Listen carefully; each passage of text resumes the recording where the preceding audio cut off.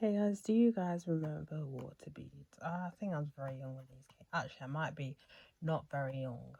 I can't remember now. But you remember when the originals came out and they got taken off the shelves because they're very toxic? There's a lot of kids' art crafts that end up being, not even just kids, like art crafts in general, which end up being toxic, especially with paint. Because so you're allowed lead in paint, but only a certain amount. And I was in that shop called, I think, Soft Street, and they have a recall notice on this watercolor paint set because of the high lead levels in the color white. But yeah, it's still a thing. But I saw this in B&M for only £3, so I thought, you know what, why not? So it's the one where you don't need to iron. It's literally just, as it says, water beads. So yeah.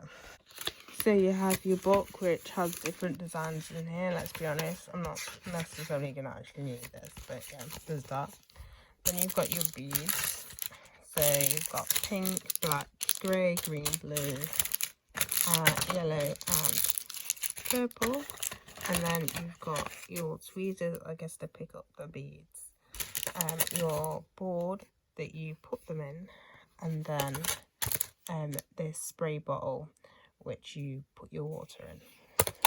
So then what you're supposed to do is spray the beads and leave it for half an hour to dry, and then you take it off the tray.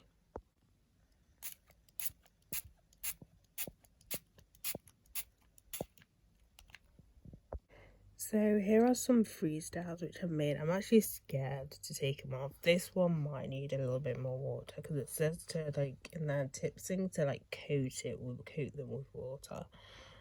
But yeah, 2 crosses and my attempts of the flame, which if you've, I don't know, I think I would have posted a vlog at one point, is how I see the Holy Spirit, which is a shame that there's no red. So yeah, but you know. So I had to respray these two. So what I'm gonna do is I'm gonna do one of the guidelines, which is which I'm gonna do a teddy bear. So now we've got more space. Not quite the same, but it was very hard to line up because the holes on here are bigger. It was just, so it was more so as a very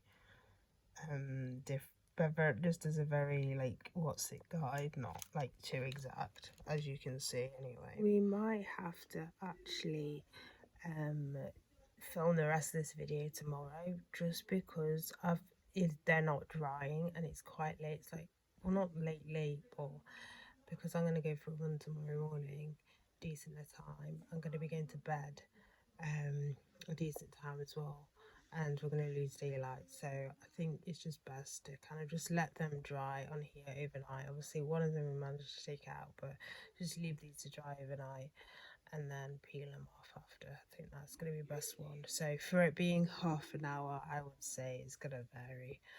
But yeah. And this is what they finally look like. I will say, when you take them off the tray, you do have to switch them over because the bottom will be wet as well. So you still have to be uber careful when taking them out. And when to let them out, just turn them to the side to do the second dry. And then this morning, I did my attempt to be. Yeah. Overall, they are a bit fiddly, but bearing in mind I do have adult fingers, so to be putting the beads on the actual tray, it can be a little bit of a pain. Maybe if you're a child, maybe not. That's why they literally give you the tweezers, because they know it is a little bit fiddly.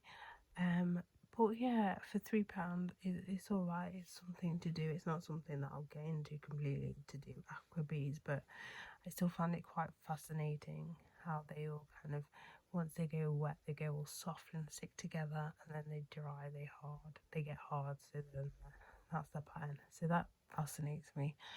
But other than that, it's a fun activity to do if you've got nothing else to do. I do wish they had more colour variants though that you get in the actual pack, but loads of other companies do it, and as I said, this one was only £3, so